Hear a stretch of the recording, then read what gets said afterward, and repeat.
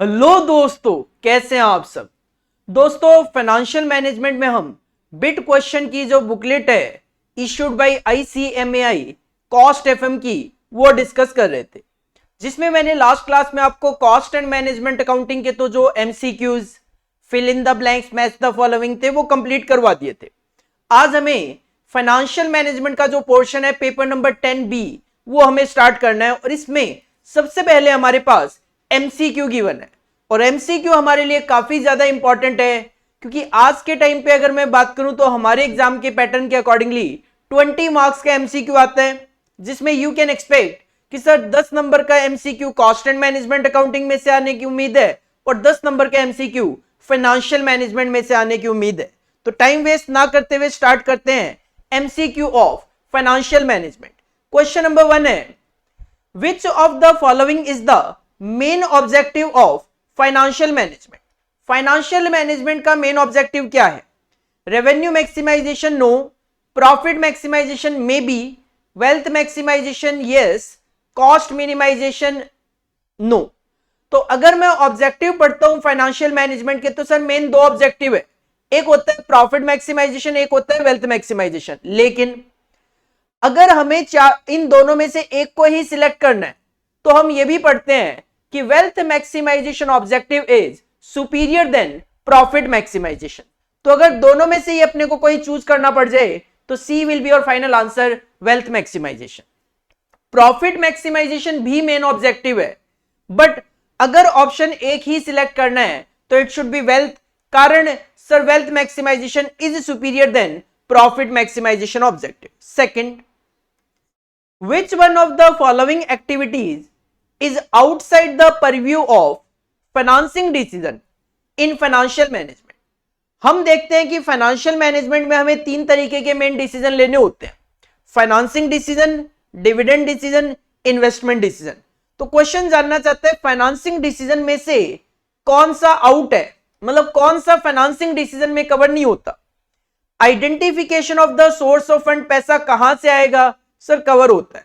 Measurement of the cost of fund, fund की cost क्या है, कवर होता है। Deciding on the time of raising the fund, fund कब रेज करना है ये डिसाइड करना, कवर होता है। Deciding on the utilisation of the fund, sir utilisation का जो पार्ट है that is the part of investment decision, कहां पे फंड को यूज करना है। तो डी जो है वो फाइनेंसिंग डिसीजन से आउट है और इन्वेस्टमेंट डिसीजन का पार्ट होता है, तो your answer will be D. Third, a firm has a capital of रुपये 10 लाख, सेल्स रुपये 5 लाख, ग्रॉस प्रॉफिट 2 लाख रुपए, एक्सपेंसेस है 1 लाख रुपए, तो सर नेट प्रॉफिट रेशियो क्या होगा। तो नेट प्रॉफिट रेशियो की अगर मैं बात करूं तो सर नेट प्रॉफिट रेशियो का फॉर्मूला होता है नेट प्रॉफिट अपॉन में net sales multiply by 100। Net profit, sir gross profit है 2 लाख, उसमें से अदर एक्सपेंसेस 1 लाख माइनस कर दोगे तो 1 लाख रुपए का आपका नेट प्रॉफिट आ जाएगा। सेल्स गिवन है 5 लाख, कैपिटल की कोई रेलेवेंसी नहीं है यहां पे, तो आपका ये आंसर आ जाएगा 20%। C will be your final answer, 20%। Fourth, which of the following forms of equity financing is specially designed for funding high risk and high reward projects. कहते हैं इनमें से कौन सा इक्विटी फाइनेंसिंग का तरीका एक फॉर्म है जिसमें हाई रिस्क होती है और हाई रिवॉर्ड के चांसेस होते हैं। ADR, GDR, FCCB और venture capital. Sir venture capital is the risky capital. Venture capital theoretically जब हम पढ़ते हैं तो सबसे पहली लाइन ही ये है, venture capital is the risky capital. तो D is the final answer, इसमें हाई रिस्क और हाई रिवॉर्ड के चांसेस होते हैं। Next, fifth, a process through which loans and other receivables are underwritten and sold in a form of asset is known as debt securitization. Factoring, forfeiting, securitization, bill discounting, securitization. Securitization की definition ही क्या है? It is a process through which loans and other receivables are underwritten and sold in a form of asset. This is known as securitization. Sixth, in net profit ratio denominator में क्या होता है, sir net profit upon में net sales into 100, तो denominator होता है net sales, B will be your answer. Next 7th, current asset है 20 लाख रुपए, करंट लाइबिलिटी है 10 लाख रुपए और स्टॉक है 2 लाख, तो लिक्विड रेशियो क्या होगा? सर लिक्विड रेशियो का फॉर्मूला होता है current assets minus stock upon में करंट लाइबिलिटीज। अगर करंट एसेट्स है 10 लाख रुपए, करंट एसेट्स 20 लाख रुपए, अगर करंट एसेट्स है 20 लाख रुपए, स्टॉक है 2 लाख रुपए और करंट लाइबिलिटी है 10 लाख रुपए, तो आंसर आ गया 1.8 times. Final answer will be B, 1.8 times. Next 8th, annual credit sales है 4 लाख रुपए, एवरेज कलेक्शन पीरियड है 45 डेज का और कहते हैं एज्यूम करना 360 days in a year, what is average debtors? Average debtors क्या होंगे? तो सर हमारा जो एवरेज कलेक्शन पीरियड का फॉर्मूला होता है वो होता है average debtors divided by credit sales multiply by number of periods in a year, जो कि 360 गिवन है। एवरेज कलेक्शन पीरियड गिवन है 45, एवरेज डेटर्स आप यहां से कैलकुलेट करना चाह रहे हो, क्रेडिट सेल्स है 4 लाख रुपए मल्टीप्लाई बाय 360, तो सर ये इधर आके 45 डिवाइडेड बाय 360 हो जाएगा, is equal to average debtors upon में 4 लाख। तो एवरेज डेटर्स आ जाएगा आपका 45 divide by 360 multiply by 4 lakh, 50,000 रुपए आंसर आ गया। Sir average debtors will be 50,000, final answer will be C. ये तो सॉल्व करके देखने हैं, सॉल्व वाले क्वेश्चन तो बहुत इजी आते ही है हमारे एग्जाम में। Next point number 9, question number 9, investment इन ए प्रोजेक्ट है 200 लाख का, इन्वेस्टमेंट है एक प्रोजेक्ट में 200 लाख का और एनपीवी आ रहा आपका 50 लाख का, then the amount of inflows is, NPV का फॉर्मूला होता है आपका present value of cash inflows minus में इन्वेस्टमेंट। तो अगर क्वेश्चन कह रहा है भाई एनपीवी मेरा 50 लाख है, तो ये आपका कैलकुलेट होके आ जाएगा। अगर इन्वेस्टमेंट 200 लाख है तो सर इसका मतलब इनफ्लोज जो है इस क्वेश्चन में 250 लाख के कैलकुलेट होके आएंगे आपके, 250 lakh. D will be your final answer, D will be your final answer, 250 lakh. Next 10th, profit after tax of A company 100 lakh रुपए का प्रॉफिट है after tax and number of equity share of ₹10 each with A capital of 50 lakh. 50 lakh रुपए की capital है, हर share 10 रुपए का है, तो सर 5 लाख शेयर्स हो गए, तो ईपीएस कितना होगा? तो अर्निंग पर शेयर का फॉर्मूला होता है प्रॉफिट आफ्टर टैक्स अपॉन में number of equity shares. Sir profit after tax है 100 लाख का और नंबर ऑफ शेयर्स आ रहे हैं 5 लाख, तो अर्निंग पर शेयर आएगा 20 रुपए का। ऑप्शन में आप देख सकते हो 2, 1, 10 नन ऑफ दीज, तो answer will be D, none of these, क्योंकि आंसर तो 20 आ रहा हो, 20 तो ऑप्शन में ही नहीं है, तो final answer D, none of these. Next question number 11, degree of operating leverage is, sir operating leverage का फॉर्मूला होता है कंट्रीब्यूशन अपॉन में EBIT, final answer will be C, contribution upon में EBIT. Next question number 12, cost of goods sold अगर 8,000 है और gross margin अगर 5,000 है, then revenue will be, sir gross profit का फॉर्मूला होता है sales minus cost of goods sold, this is a formula of gross margin gross profit. अगर आपको ग्रॉस प्रॉफिट 5,000 दे दिया जाए, सेल्स निकालनी हो और सीओजीएस 8,000 हो, तो सर यहां पे आपका जो रेवेन्यू है सेल्स है वो आ जाएगा 13,000 रुपए, 13,000 will be your answer, D, D will be your final answer. बहुत छोटे छोटे क्वेश्चन, इजी क्वेश्चन, ये ऐसे ही एग्जाम में क्वेश्चन आते हैं एक एक नंबर में, तो ये बिल्कुल मत सोचना कि सर इतने इजी क्वेश्चन के एग्जाम में आते हैं, बिल्कुल आते हैं एक एक नंबर की वेटेज में, ऐसे ही क्वेश्चन आपको 10 नंबर के एग्जाम में देखने को मिलेंगे। Next question number 13, present value of inflows है 10 लाख फ्रॉम द प्रोजेक्ट और इनिशियल इन्वेस्टमेंट है 7.5 लाख, तो सर एनपीवी क्या कैलकुलेट होके आएगा वो हमें कैलकुलेट करके बताना है। तो सर अभी अभी एनपीवी का फॉर्मूला मैंने ऊपर लिखा था, present value of cash inflow minus initial investment,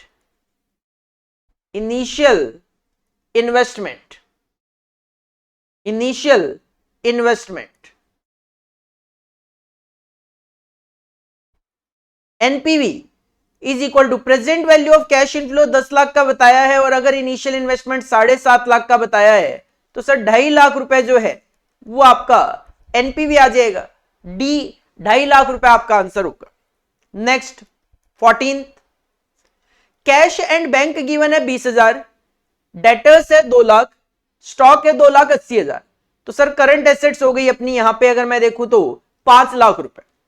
current liability given है, क्रेडिटर्स 1 लाख, बिल्स पेबल है 50,000 के। क्वेश्चन आपसे सिंपल वर्किंग कैपिटल जानना चाह रहा है। तो सर करंट एसेट्स में ये हो गया 5 लाख और करंट लाइबिलिटी हो गई 1.5 लाख, 3.5 लाख रुपए आपका आंसर आएगा। तो वर्किंग कैपिटल का फॉर्मूला होता है current assets minus current liabilities. Current assets में कैश भी आता है, डेटर्स भी आता है, स्टॉक भी आता है, तीनों का एडिशन किया 5 लाख।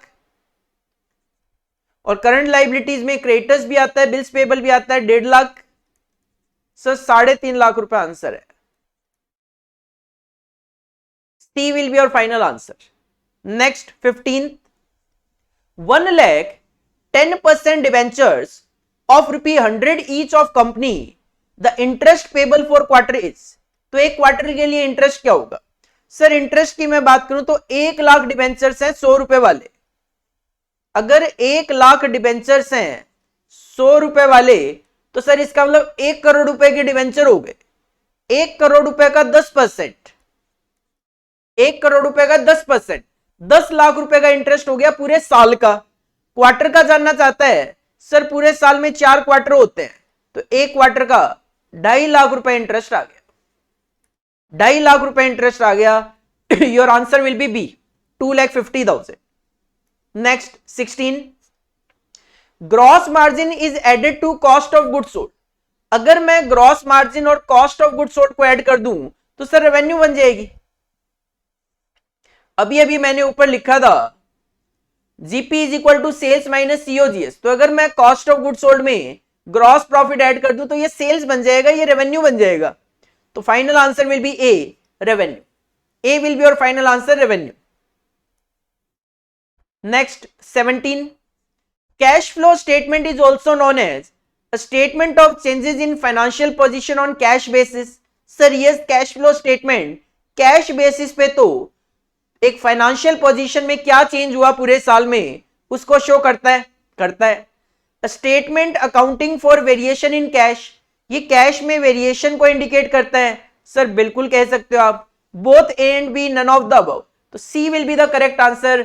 आप इसको statement of changes in financial position on cash basis भी बोल सकते हो, आप इसको statement of accounting for variation in cash भी बोल सकते हो। Final answer C. Next 18, degree of financial leverage of business indicate. जो फाइनेंशियल लीवरेज है वो फाइनेंशियल रिस्क को इंडिकेट करता है। फाइनेंशियल रिस्क को इंडिकेट करता है। टोटल रिस्क होता है कंबाइंड लीवरेज, ऑपरेटिंग रिस्क होता है operating leverage, financial risk financial leverage. Next 19, which of the following is not a characteristics of GDR। GDR की इनमें से कौन सी, GDR की इनमें से कौन सी कैरेक्टरिस्टिक्स नहीं है? ग्लोबल डिपॉजिटरी रिसिप्ट की कौन सी कैरेक्टरिस्टिक्स नहीं है? Is a negotiable instrument. Sir negotiable तो ये होता है। Carry voting right, sir GDR के साथ वोटिंग राइट तो नहीं होते। Freely tradable in international market, sir yes होता है। Denominated in US dollar, sir GDR US dollar में होता है। B will your final answer. GDR के साथ अगर आप जीडीआर बाई करते हो आपको वोटिंग राइट तो नहीं मिलते। B will be your correct answer. Next 20, which of the following is a feature of factoring. जो आप रिसीवेबल मैनेजमेंट में फैक्टरिंग पढ़ते हो उसका इनमें से क्या एक फीचर है? Tool of short term borrowing, sir यह शॉर्ट टर्म बोरोविंग के लिए यूज होता है। Purchase of export bill only, ऐसा तो नहीं पढ़ा हमने कभी। Used in export business only, sir ऐसा तो कहीं नहीं लिखा हुआ कि फैक्टरिंग केवल एक्सपोर्ट बिजनेस में यूज होता है। Done without recourse to the clients, sir with recourse भी होता है विदाउट रिकोर्स भी होता है, मतलब बैड डेट से बियर कर भी सकते हैं ये नहीं भी कर सकते। तो फर्स्ट वन जो है A will be your correct answer. It is a tool of short term borrowing. Next 21, which of the following is a profitability ratio. हम जब कैटेगरी वाइज रेशियो देखते हैं, profitability ratio, liquidity ratio, solvency ratio, तो कौन सा ratio profitability ratio का part है? Proprietary ratio sir long term solvency में कवर होता है। डेट इक्विटी रेशियो ये भी लॉन्ग टर्म सॉल्वेंसी का पार्ट है। Price earning ratio is a part of profitability ratio. Fixed asset ratio sir ये भी लॉन्ग टर्म सॉल्वेंसी में कवर किया जाता है। तो C will be your correct answer, price earning ratio. Next 22, अगर ग्रॉस प्रॉफिट मार्जिन 20% है और ग्रॉस प्रॉफिट 54,000 है तो what will be sales.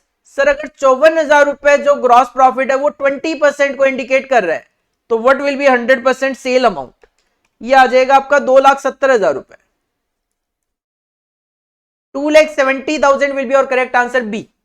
B will be your correct answer, 2,70,000. Next 23, EBIT given है हमारे पास 11,20,000, प्रॉफिट बिफोर टैक्स गिवन है 3,20,000, fixed cost है 7 लाख और अपने को ऑपरेटिंग लीवरेज निकाल के बताना है। ऑपरेटिंग लीवरेज का फॉर्मूला होता है कंट्रीब्यूशन अपॉन में EBIT। कंट्रीब्यूशन अपॉन में EBIT, contribution you can say sir अगर हम EBIT में फिक्स्ड कॉस्ट ऐड कर लेते हैं तो वो कंट्रीब्यूशन बन जाता है। EBIT है 11,20,000, फिक्स्ड कॉस्ट है 7 लाख, तो 11,20,000 plus 7 lakh 18,20,000 will be contribution divided by EBIT है 11,20,000, तो 18,20,000 divided by 11,20,000 1.625 will be your final answer. 1.625 A will be your correct answer. Next 24, which of the following is not a source of fund? Fund flow statement में हम source of fund, application of fund की बात करते हैं, तो question जानना चाहता है कौन सा सोर्स ऑफ फंड नहीं है। Issue of capital sir source of fund है, इश्यू ऑफ डिबेंचर भी सोर्स ऑफ फंड है। वर्किंग कैपिटल में डिक्रीज होना, वर्किंग कैपिटल में डिक्रीज होने का मतलब यह है सर कि आपकी करंट एसेट जो है वो कम हो गई। वर्किंग कैपिटल में डिक्रीज होने का मतलब है आपकी करंट एसेट्स कम हो गई। करंट एसेट कम होने का मतलब है, एज एग्जांपल मैं समझूं, मान लो मेरे डेटर्स कम हो गए, तो डेटर्स कम होने का मतलब मेरा पास पैसा आया है, तो आया है तो कहीं ना कहीं ये तो सोर्स ऑफ फंड ही है। लेकिन अगर वर्किंग कैपिटल में इंक्रीज हो गया, इसका मतलब ये आपने माल तो बेच दिया होगा, पैसा आया नहीं होगा, तो कहीं ना कहीं वो सोर्स ऑफ फंड नहीं है। तो D will be your final answer. Increase in working capital जो होता है, वर्किंग कैपिटल में इंक्रीज होना मतलब ये सोर्स ऑफ फंड नहीं है, it indicates application of fund, जो कि हम फंड फ्लो स्टेटमेंट में पढ़ते भी हैं। D will be your final answer. Next 25, determinants of credit policy relate to.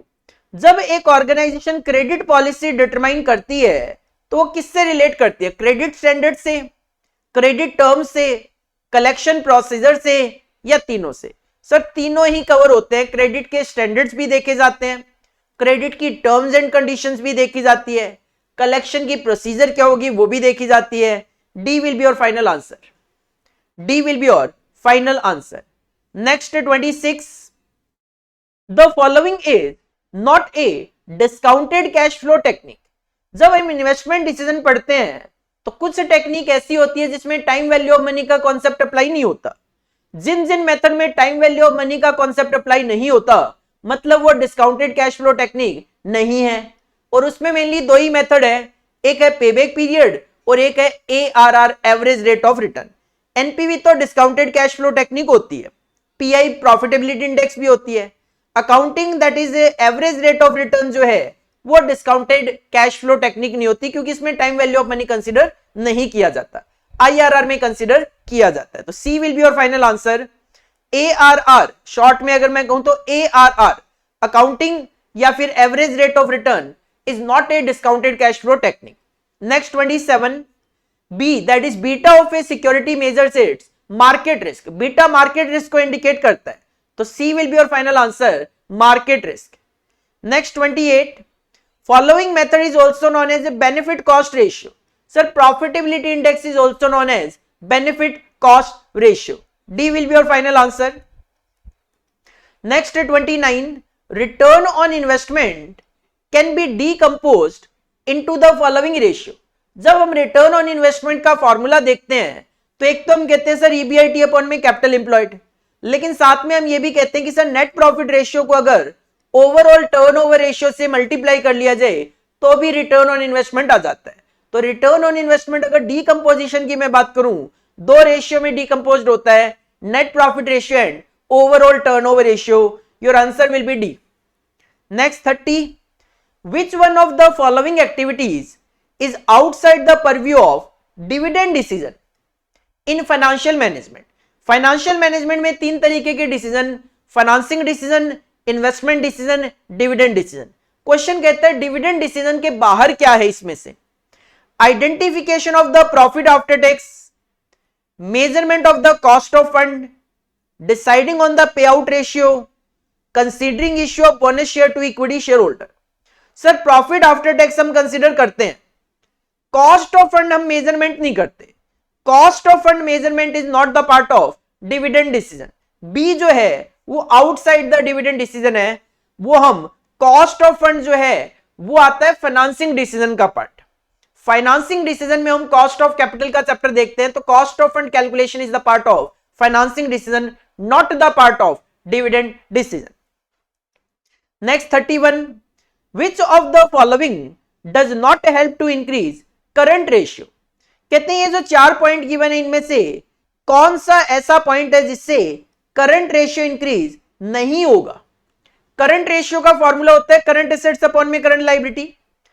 अगर मैं डिबेंचर इश्यू करूं two by stock, sir stock अगर आएगा अपने पास तो करंट एसेट्स बढ़ेगी, करंट एसेट बढ़ेगी तो करंट रेशियो भी बढ़ेगा।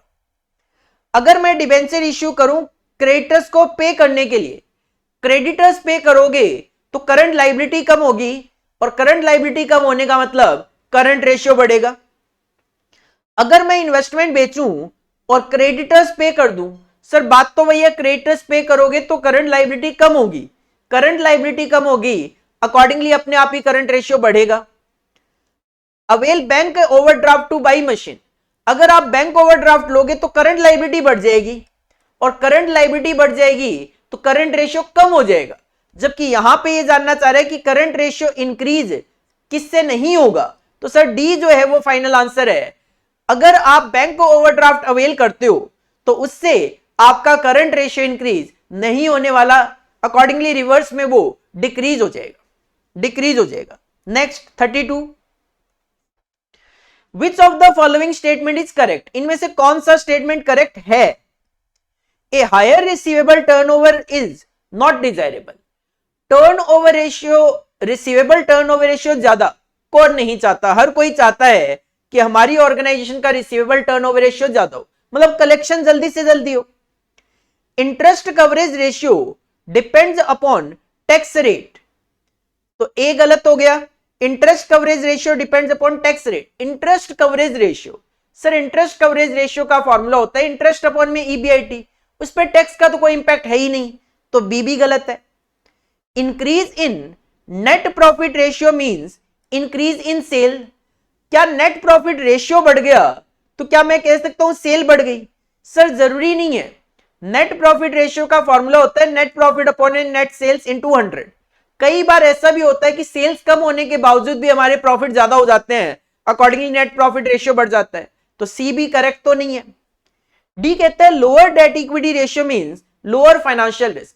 सर बिल्कुल, लोअर डेट इक्विटी रेशियो, अगर डेट इक्विटी रेशियो कम है मतलब डेट कम है, डेट कम है तो फाइनेंशियल रिस्क भी कम है, तो डी जो है this is the correct statement, D is the correct statement. Next 33, share holders wealth in A firm is reflected by. जब मैं आपको पहली क्लास बताता हूं तो पहली ही क्लास इंट्रोडक्शन में ही मैं आपको बता देता हूं कि दो ऑब्जेक्टिव होते हैं, one is profit maximisation and one is wealth maximisation, and wealth maximisation is related to market price of the share. तो sir D will be your correct answer, the market price per share of the firm is related to shareholders fund. 34, the excess of current assets over current liability is known as net current assets. Sir कई author इसको net current assets भी बोलते हैं। net working capital तो होता ही है, केवल working capital भी बोल दिया जाता है। तो आंसर होगा D, all of the above. क्योंकि कुछ authors excess of current assets over current liability को नेट करंट एसेट्स भी बोलते हैं। जैसे हम एसेट्स में से लायबिलिटी माइनस करके नेट एसेट्स बोल देते हैं, तो बिल्कुल वैसे ही कुछ ऑथर करंट एसेट्स में से करंट लायबिलिटी को माइनस करके नेट करंट एसेट्स भी बोलते हैं। और नेट वर्किंग कैपिटल और वर्किंग कैपिटल तो हम जनरली बोलते ही हैं। तो डी जो है all of the above, that will be your correct answer. Next 35, profit maximisation is the main objective of business. बिल्कुल प्रॉफिट मैक्सिमाइजेशन मेन ऑब्जेक्टिव है, बिकॉज क्यों है? Profit act as a measure of efficiency. Sir बिल्कुल, अगर एक organisation का profit ज्यादा है तो हम कहते हैं ये एफिशिएंटली काम कर रही होगी, तभी तो प्रॉफिट ज्यादा है। It serve as a protection against risk. Sir बिल्कुल, हम रिस्क बियर करते हैं तो रिवॉर्ड भी ज्यादा चाहते हैं, प्रॉफिट भी ज्यादा होते हैं। बोथ या नन? तो sir C will be the better answer कि it act as a measure of efficiency and it serve as a protection against risk. दोनों होंगे तो C will be your correct answer. Next 36, stockholder wealth, shareholder wealth कह दो, stock holder wealth कह दो, एक ही बात है। सर इसमें ऑप्शन ही गलत है। ए बी सी तीनों ऑप्शन सेम है और डी नन है। डी तो ऑप्शन है नहीं। Stock holder wealth, share holder की वेल्थ निकालनी हो, कैसे निकलती है? नंबर ऑफ शेयर्स को मल्टीप्लाई किया जाता है मार्केट प्राइस पर शेयर से। तो सर ए बी सी जो है वो तीनों ही करेक्ट है। ऑप्शन जो है इसमें वो गलत है। सिंपल सी मैं बात करूं तो ए भी करेक्ट है, बी भी करेक्ट है, सी भी करेक्ट है। एग्जाम में अगर क्वेश्चन आएगा एक ऑप्शन तीनों में से होगा, दो गलत ऑप्शन भी आपको प्रोवाइड करवा दिए जाएंगे। Next 37, working capital management refer to a trade off between blank and profitability. Working capital management जो है रेफर करता है to a trade off, trade off मतलब एक balance between blank and profitability, liquidity and profitability, risk and profitability, both none of the above. तो sir working capital management liquidity भी देखता है और रिस्क भी देखता है, दोनों चीजें देखी जाती है। तो C will be your correct answer, both of the above. Next 38, which one of the following is a medium term source. Medium term source of finance कौन सा है? इसमें से public deposit, lease financing, euro debt issue, all of the above. Sir तीनों ही medium term source of finance है। D will be your correct answer. तीनों ही, पब्लिक डिपॉजिट में मीडियम टर्म है, लीज फाइनेंसिंग भी मीडियम टर्म है और यूरो डेट इश्यू भी मीडियम टर्म फाइनेंसिंग का सोर्स है। Next 39, the lease period in such a contract is less than the useful life of the asset. कहते हैं वो कौन सा कॉन्ट्रैक्ट होता है जिसमें लीज का जो पीरियड होता है वो कम होता है लाइफ ऑफ द एसेट से। Here we are talking about कौन सी लीज की हम बात कर रहे हैं? ऑपरेटिंग या service lease, service lease only, financial lease, sir none of the above. Operating और सर्विस लीज होती है, ऑपरेटिंग और सर्विस लीज होती है जिसमें जो लीज का पीरियड होता है वो कम होता है in comparison with life of the asset. अगर लाइफ एसेट की 10 साल की है तो लीज का पीरियड 10 साल से कम होना चाहिए। This is the condition of A operating और सर्विस लीज। तो फाइनल आंसर आपका ए होगा, ऑपरेटिंग और service lease. 40, which one is the benefit of factoring. इनमें से फैक्टरिंग का क्या बेनिफिट है? बेटर कैश फ्लो हो जाता है sir, better asset management, yes, better working capital management, yes, D all of the above होगा। क्योंकि इससे क्या है, कैश फ्लो जल्दी आ जाता है। कैश फ्लो जल्दी आता है तो कैश एसेट को इंपैक्ट करेगा, एसेट वर्किंग कैपिटल को इंपैक्ट करेगी, तो तीनों ही ठीक है। D will be your correct answer. Next 41, find the present value, present value बताओ ऑफ ₹1000 रिसीवेबल 6 ईयर। 6 साल के बाद आपको 1000 रुपए मिलेंगे, उसकी प्रेजेंट वैल्यू बताओ अगर डिस्काउंट रेट 10% है तो सर इसके लिए तो सिंपली अगर हम बात करें तो present value is equal to future value into present value interest factor at the rate of 10% for 6 years. यही है, आपको 1000 रुपए मिलने वाले हैं, प्रेजेंट वैल्यू फैक्टर निकाल लो 6 साल के 10% पे 1 divided by 1.10, 1 divide by 1.10, 6 time equal दबा दो, आपको 6th ईयर का फैक्टर मिल गया 0.564, 0.5645। तो सर ये आ गया हमारा 564.5, 564.5 A will be your correct answer. Time value of money का क्वेश्चन है। Next 42, the term blank means manipulation of accounts in a way so as to conceal vital facts and present the financial statements in a way to show a better position than what it actually is. Window dressing, creative accounting, window accounting, modified accounting. Sir इनमें से जो word है वो है ही window dressing. Window dressing ratio analysis की मैं बात करूं तो विंडो ड्रेसिंग क्या है? विंडो ड्रेसिंग में एक तरीके से ड्रेसिंग की जाती है विंडो की, मतलब आप अपनी बैलेंस शीट को इस तरीके से बनाते हो, थोड़ा मैनिपुलेशन करते हो डेटा में इधर उधर, ताकि आपकी बैलेंस शीट अच्छी दिखाई दे, आपकी फाइनेंशियल पोजीशन ज्यादा बेटर दिखाई दे। तो विंडो ड्रेसिंग में होता क्या है? अकाउंट्स का मैनिपुलेशन होता है, वाइटल फैक्ट उसमें छुपा लिए जाते हैं ताकि आपका फाइनेंशियल स्टेटमेंट अच्छा दिखाई दे कि हमारे पास पैसा अच्छा है, कैश अच्छा है, हमारे पास फिक्स्ड एसेट ज्यादा है, लाइबिलिटी हमारी कम है, ये सारी चीजें शो करना। नेक्स्ट 43, फाइनल आंसर 42 का A window dressing. 43, collateralised borrowing and lending obligation. Simple सी बात करूं शॉर्ट में, CBLO is a discounted instrument available in electronic book entry for the maturity period ranging from. जो collateralised borrowing and lending obligation CBLO instrument होता है, उसका maturity period किस range में होता है? 1 से लेकर 19 दिन होता है सर। याद रखने वाली बातें हैं, 1 डे टू 19 डेज। सीबीएलए का जो मैच्योरिटी पीरियड रेंज होता है 1 दिन से लेकर 19 दिन, 1 दिन से कम कुछ नहीं होता, 19 दिन से ज्यादा का पीरियड सीबीएलओ का नहीं हो सकता। Answer will be A 1 day to 19 days. Next 44, IPO refers to, IPO की full form initial public offering blank the first time a company comes to public to raise money. This is the definition of IPO कि company first time market में आती है to raise money. Sir final answer D है, initial public offering इसको बोलते हैं। और SPO होता है, एफपीओ बोल दो चाहे एसपीओ बोल दो, subsequent public offering.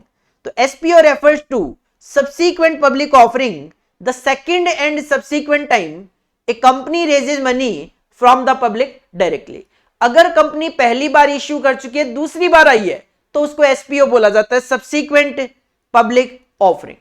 Next 46, liquid liability is equal to current liability minus bank overdraft minus cash credit. Answer will be A. Liquid liability क्या होती है सर? करंट लाइबिलिटी में से बैंक ओडी माइनस कर दो, अगर कैश क्रेडिट है तो कैश क्रेडिट भी माइनस किया जाता है। Next 47, ratio analysis is the process of determining and interpreting numerical relationship based on financial values, financial statements, financial numerical information. Sir all of the above. तो D will be your final answer. Ratio analysis में हम क्या करते हैं, जो financial statement होता है, finance की जो वैल्यूज होती है, जो न्यूमेरिकल इंफॉर्मेशन होती है, उसको रिलेटिवली कंपेयर करके कि ये फिगर ये है, ये फिगर ये है, तो क्या इंडिकेशन देता है, ईपीएस क्या इंडिकेशन देता है, करंट रेशियो क्या इंडिकेशन देता है, ये सब हम यहां पे रेशियो एनालिसिस में इंटरप्रेट करने की कोशिश करते हैं। Final answer will be D. Next 48, ratio analysis is based on relative measure, absolute measure, both of the above, none of the above. Sir relative measure होता है, मतलब जब तक आप एक फिगर को दूसरी फिगर के साथ कंपेयर नहीं करते, कोई रिजल्ट वहां पे जनरेट नहीं होता। मैं आपको कहूं करंट एसेट 5 लाख है, बताओ क्या इंटरप्रिटेशन है? सर कोई इंटरप्रिटेशन नहीं है, जब तक मैं उसको करंट लायबिलिटी के साथ कंपेयर करके वर्किंग कैपिटल ना निकाल लूं या करंट रेशियो ना निकाल लूं। तो A will be your final answer. Ratio analysis is based on relative measure. Next 49, the persons interested in the analysis of financial statements can be grouped as owners और investor। Sir financial statement में interested होते हैं, creditors भी होते हैं, financial executives भी होते हैं। D will be your final answer कि सर फाइनेंशियल स्टेटमेंट जो होते हैं उसमें owners, creditors, financial executive, management, ये सब इंटरेस्टेड होते हैं, उनको कुछ ना कुछ इंफॉर्मेशन वहां से चाहिए होती है। Next 50, the term operating profit means profit before interest and tax. Operating profit is nothing EBIT PBIT, profit before interest and tax को ही ऑपरेटिंग प्रॉफिट बोला जाता है. C will be your correct answer. आगे बढ़ने से पहले आई विल सजेस्ट यू, पहले आप ये 50 क्वेश्चंस एक बार देखिए, रीड करके देख लिए, उसके बाद ही हम आगे बढ़ते हैं. नॉर्मली मैं इतने करवाता भी नहीं हूं, 25 करवाता हूं, बट इजी क्वेश्चन चल रहे थे तो मैंने आपको 50 करवा दिए. 50 आप एक बार रीड करके देखो, देन हम आगे कंटिन्यू करें.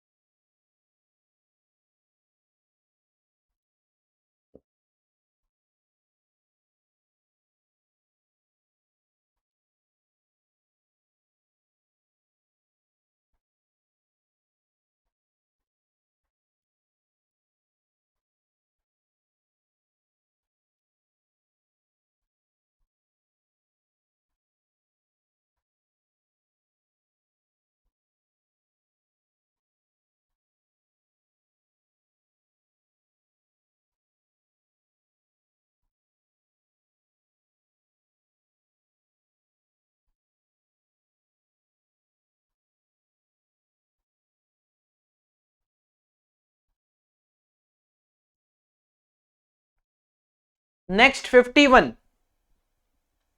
Date equity ratio is an example of short term solvency, long term solvency, profitability या none of the above. Sir debt equity ratio cover होता है लॉन्ग टर्म सॉल्वेंसी रेशियोज में, B will be your final answer. Next 52, in cash flow statement cash includes cash on hand. Sir होता है। Demand deposit with banks, ये भी होती है। Cash on hand and demand deposit with banks, ये सही लग रहा है। कैश ऑन हैंड और demand deposit with bank, sir C will be your final answer. Cash includes, cash in hand भी आता है, डिमांड डिपॉजिट भी उसमें कवर होता है, दोनों होते हैं। Next 53, the treatment of interest and dividend received and paid depends upon the nature of enterprise. क्योंकि फाइनेंशियल एंटरप्राइज में इंटरेस्ट रिसीव्ड अलग तरीके से ट्रीट होता है, इंटरेस्ट पेड अलग तरीके से ट्रीट होता है। जो इन्वेस्टमेंट कंपनीज होती है उसमें डिविडेंड रिसीव्ड, इंटरेस्ट रिसीव्ड अलग तरीके से ट्रीट होता है। For this purpose the enterprises are classified as financial enterprise and operating enterprises, ना financial enterprises and other enterprises. Sir financial enterprise के लिए अलग है ट्रीटमेंट, बाकी सबके लिए सेम है। तो you can say financial enterprise and other enterprises में आप डिवाइड कर सकते हो इंटरेस्ट और डिविडेंड रिसीव्ड और पेड का क्या ट्रीटमेंट होता है कैश फ्लो स्टेटमेंट में, उसके पॉइंट ऑफ व्यू से। B will be your final answer. 54, cash flow statement is blank for income statement और फंड फ्लो स्टेटमेंट। कहते हैं cash flow statement is not a substitute for income statement और fund flow statement. ये substitute है, depend on situation, none of the above. तो sir cash flow statement जो है वो किसी का सब्सटीट्यूट नहीं है। कैश फ्लो स्टेटमेंट भी बनाना पड़ेगा, इनकम स्टेटमेंट भी बनाना पड़ेगा, फंड फ्लो स्टेटमेंट भी बनाना पड़ेगा। तो A will be your final answer, not a substitute. 55, fund flow statement reveals the changes in working capital between two balance sheet dates. A will be your correct answer, working capital. Next 56, a firm following an aggressive working capital strategy. अगर एक organisation aggressive working strategy follow करती है तो वो क्या करती है, जो लॉन्ग टर्म एसेट्स है उसके लिए भी शॉर्ट टर्म फाइनेंसिंग, मतलब लिक्विड शॉर्ट टर्म फाइनेंसिंग उनकी बहुत कम होती है। शॉर्ट टर्म फाइनेंसिंग बहुत कम होती है, मतलब एक कहता है hold substantial amount of fixed asset. नहीं, फिक्स्ड एसेट कम या ज्यादा होना वर्किंग कैपिटल से रिलेट ही नहीं करता। Minimise the amount of short term borrowing, sir yes short term borrowing कम होती है। Finance fluctuating assets with long term financing, नहीं सर ऐसा नहीं है। Fluctuating asset with long term financing करोगे तो वो तो कंजर्वेटिव अप्रोच हो गई कि आप जो वर्किंग कैपिटल है उसको भी लॉन्ग टर्म से बोरो कर रहे हो। Minimise the amount of fund in very liquid assets, liquid assets में फंड बहुत ही कम लगाती है। सर बी भी हो सकता है, यहां पे डी भी हो सकता है, क्योंकि एग्रेसिव वर्किंग कैपिटल में शॉर्ट टर्म बोरोइंग आप कम रखते हो, लेकिन डी ज्यादा बेटर है कि डी कहता है कि हम वेरी लिक्विड एसेट्स जो है, वेरी लिक्विड एसेट्स मतलब 5 दिन 10 दिन 15 दिन 20 दिन वाली, उसमें बहुत ही कम पैसा, minimise the fund in very liquid assets. Liquid assets में पैसा बहुत कम हम इन्वेस्ट करके चलते हैं, तो डी जो है वो बेटर आंसर है। तो D will be your final answer. 56 का आंसर होगा आपका डी, 56 का आपका आंसर होगा D. Next 57, which of the following would be consistent with A conservative approach. Sir conservative approach में क्या होता है, अगर आपको वर्किंग कैपिटल भी फाइनेंस करनी है उसके लिए भी लॉन्ग टर्म फंड रेज कर लो, मतलब डरे डरे आप काम करते हो to financing working capital. Financing short term needs with short term fund, ये तो मॉडरेट है। Financing short term need with long term debt, sir ये कंजर्वेटिव है। Financing seasonal need with short term fund, ऐसा कुछ नहीं है। Financing some long term need with short term fund, ये एग्रेसिव है। तो बी जो है वो करेक्ट आंसर है। कंजर्वेटिव अप्रोच में क्या होता है, आपको शॉर्ट टर्म फंड की जरूरत होती है, उसके लिए भी आप लॉन्ग टर्म फंड रेज कर लेते हो। Next 58, to financial analyst net working capital means the same thing as total asset, fixed asset, current assets minus current liability. Sir net working capital मतलब current asset minus current liability for the financial analyst. Next 59, Baumol model of cash management attempt to minimize the holding cost, minimization of transaction cost, minimization of total cost, minimization of cash balance. Sir हम तो वहां पे क्या करते हैं, holding cost और transaction cost का जो समअप होता है उसको मिनिमम करने की कोशिश करते हैं. मतलब C will be your correct answer, minimisation of total cost. Next 60, which of the following is not considered by Miller Orr model. Miller Orr model इनमें से क्या कंसिडर नहीं करते. Variability in cash requirement, sir करते हैं, कभी हमें कैश की जरूरत कम पड़ती है, कभी ज्यादा पड़ती है. कॉस्ट ऑफ ट्रांजैक्शन वहां भी होती है, होल्डिंग कॉस्ट वहां भी होती है. Total annual requirement of cash, आप अगर मिलरर मॉडल को ध्यान से देखते हो, वो पूरे साल में अपने को क्या रिक्वायरमेंट है कैश की, उस पर कोई डिस्कशन नहीं करते. तो D will be your correct answer. Miller Orr model में एनुअल रिक्वायरमेंट ऑफ कैश को डिस्कस नहीं किया जाता. विलियम जे बाउमल मॉडल में एनुअल रिक्वायरमेंट को ध्यान में रखा जाता है. Next 61, a firm is said to be financially unlevered firm if the firm has, a firm is said to be financially unlevered firm. Sir unlevered firm वो firm होती है जिसके कैपिटल स्ट्रक्चर में डेट नहीं होता.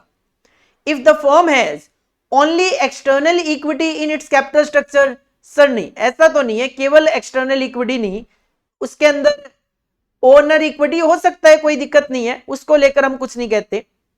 Only honours equity in its capital structure, sir yes, केवल और केवल ऑनर्स इक्विटी है, बाहर का फंड नहीं है, तो हम कहते हैं ये अनलीवर्ड फर्म है.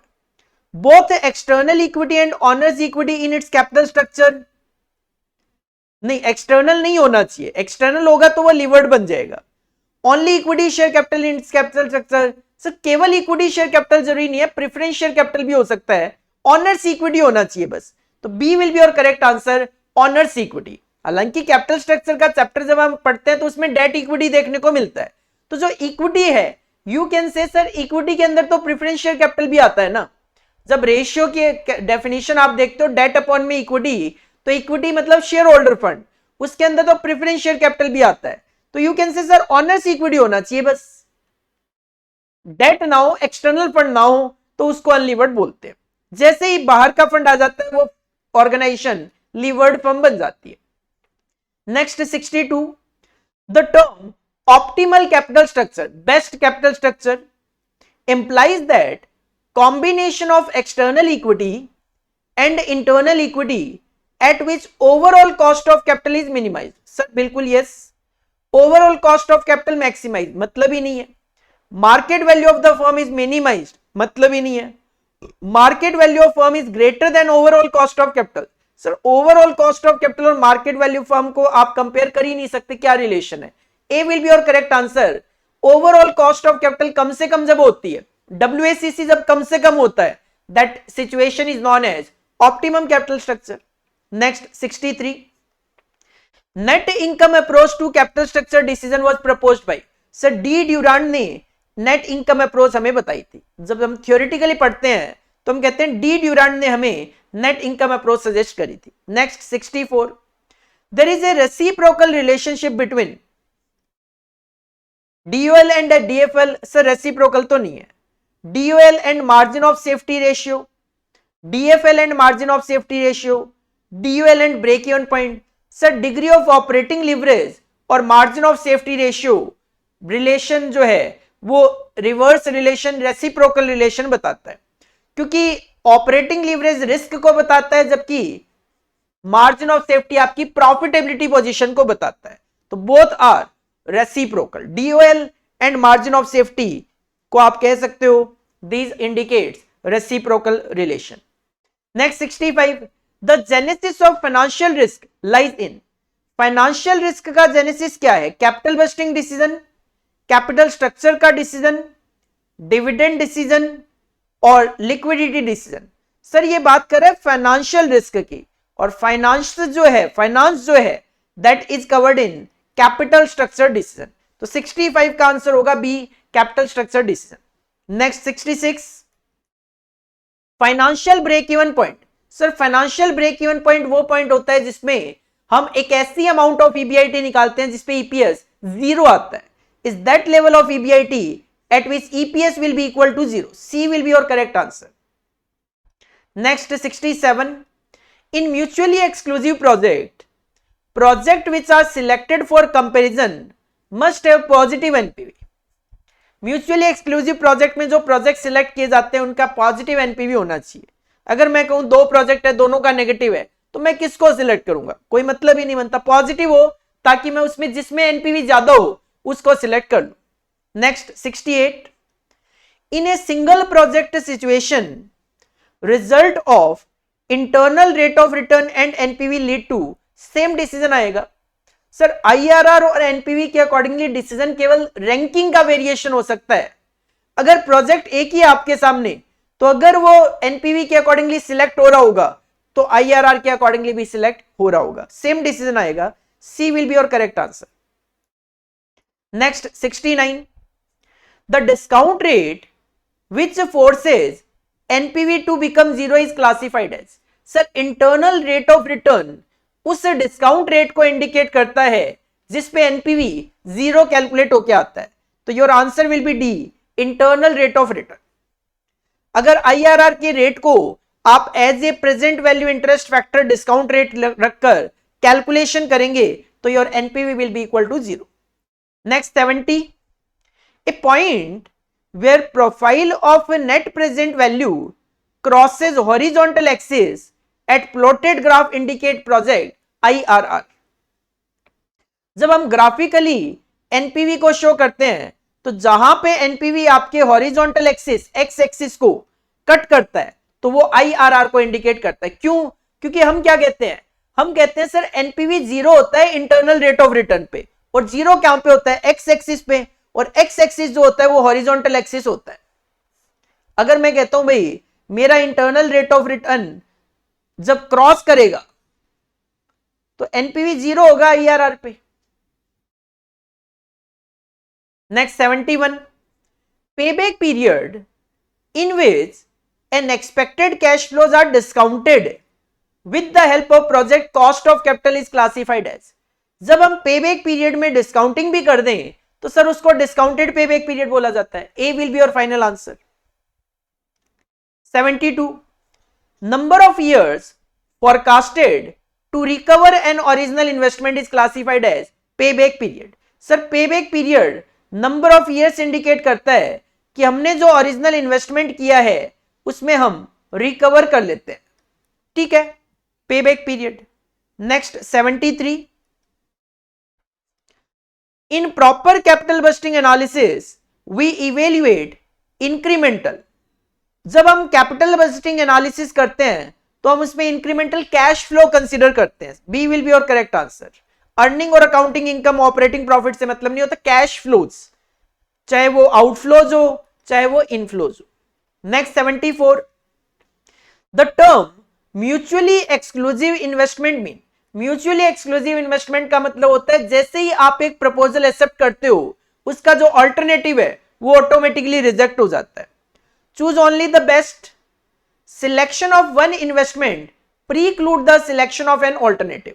सर म्यूचुअली एक्सक्लूसिव का मतलब यही होता है कि जैसे ही आप एक सिलेक्ट करते हो alternative automatically out. Next 75. Which of the following is a profitability ratio? Sir ये क्वेश्चन रिपीट हुआ है, ऊपर भी आया था. प्राइस अर्निंग रेशियो इसका आंसर है. 76 भी रिपीट हुआ है. Which of the following is not a source of fund? Sir increase in working capital D.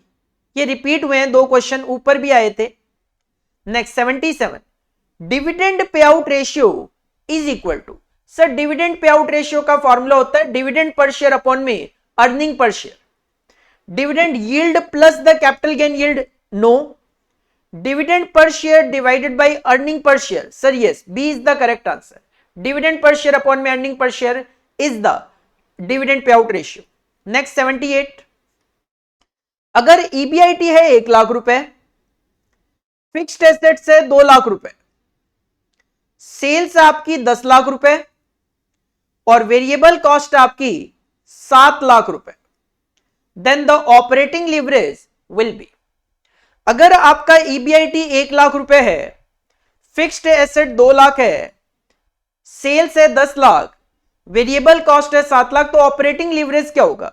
Sir operating leverage का फॉर्मूला होता है कंट्रीब्यूशन अपॉन में ईबीआईटी. कंट्रीब्यूशन होता है sales minus variable cost, 10 lakh में से 7 लाख माइनस करूंगा 3 लाख रुपए का कंट्रीब्यूशन आएगा, और ईबीआईटी है 1 लाख, तो sir 3 times will be your answer, B will be your correct answer. Calculation based आप इजीली कर सकते हो। Next 79, which of the following is not considered while preparing cash budget. जब हम कैश बजट बनाते हैं तो इसमें से क्या कंसीडर नहीं करते? एक्रूअल प्रिंसिपल सर नहीं करते, difference in capital and revenue item sir नहीं करते, कंजर्वेशन प्रिंसिपल नहीं करते, D all of the above will be answer. Sir तीनों ही कंसीडर नहीं करते कैश बजट बनाते वक्त। कैश बजट में अपना टारगेट ही है कहां से पैसा आएगा और कहां पे पैसा जाएगा, बस ये बताओ।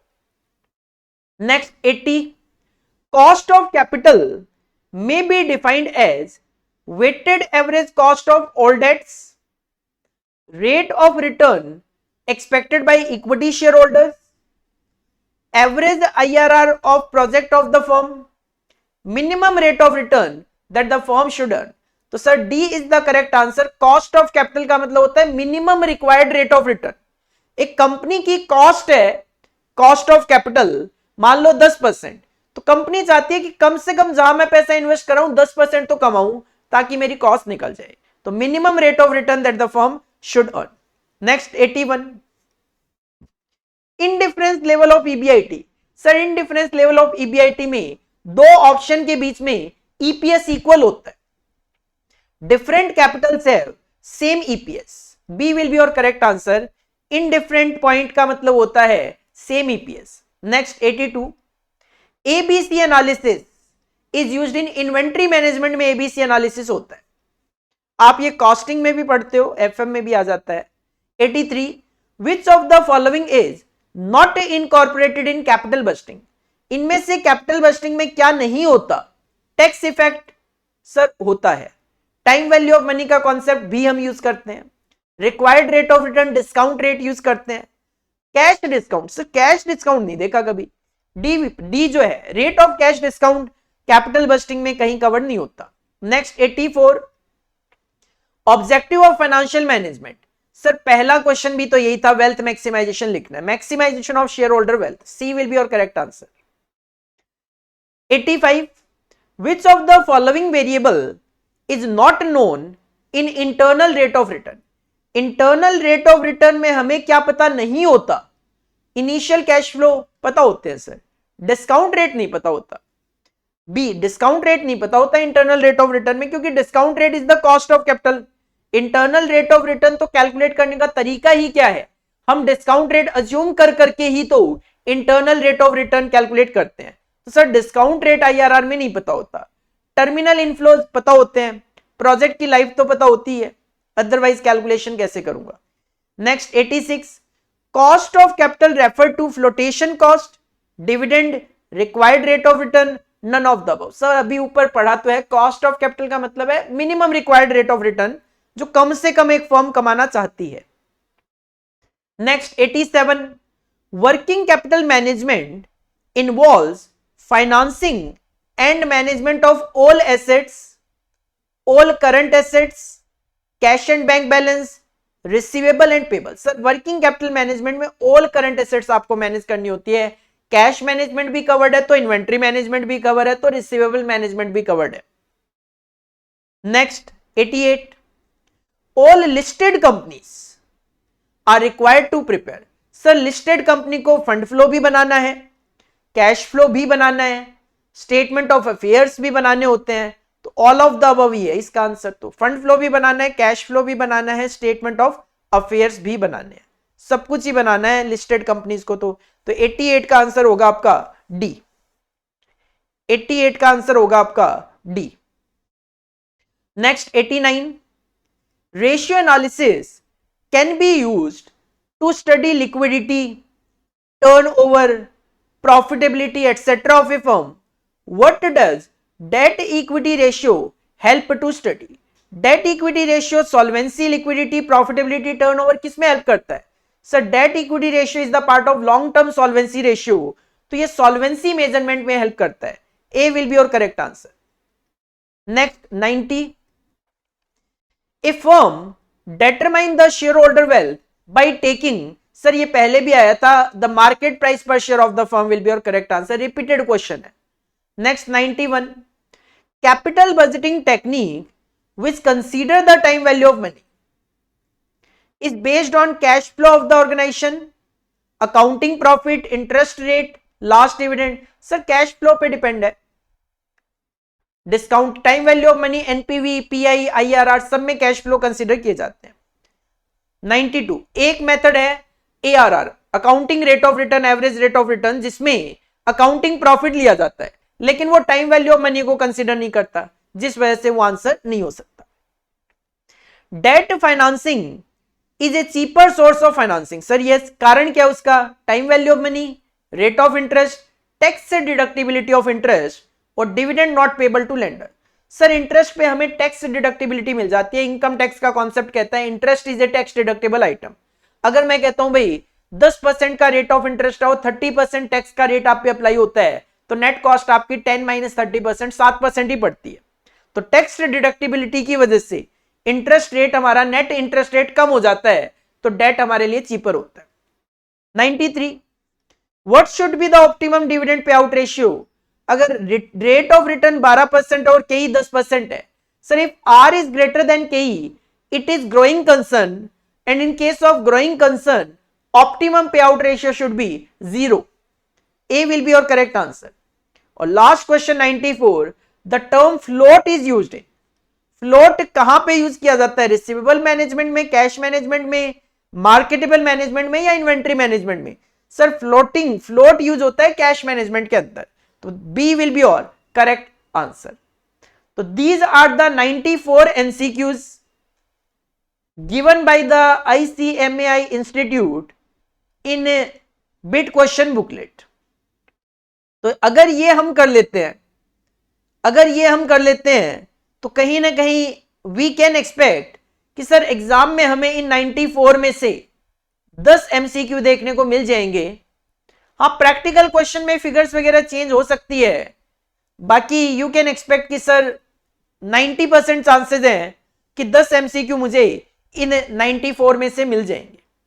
51 से लेकर 94 भी आप एक बार रीड करके देख लीजिए।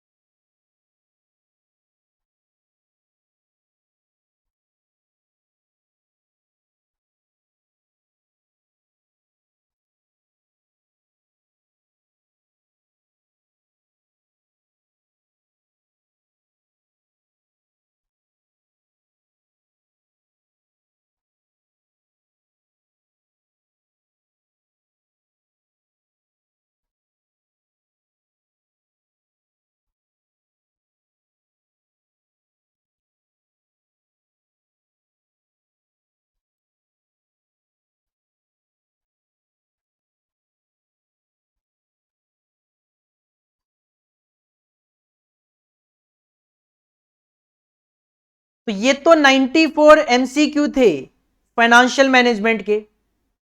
इसके बाद इंस्टीट्यूट ने हमें प्रोवाइड किए हैं मैच द फॉलोइंग। हालांकि अभी जो एग्जाम का पैटर्न है उसमें मैच द फॉलोइंग आ तो नहीं रहे, बट मैच द फॉलोइंग में जो टर्म्स हैं, जो क्वेश्चंस हैं, वो मे बी शॉर्ट क्वेश्चंस में पूछ ले, उसका कोई एमसीक्यू बना के पूछ ले। तो यहां पे हमें फाइनेंशियल मैनेजमेंट की अगर मैं बात करूं तो 13 सेट गिवन है मैच द फॉलोइंग से रिलेटेड। तो नेक्स्ट क्लास में हम ये जो 13 सेट है मैच द फॉलोइंग के, ये कंप्लीट करेंगे। तो मिलते हैं नेक्स्ट क्लास में। Thank you, bye bye.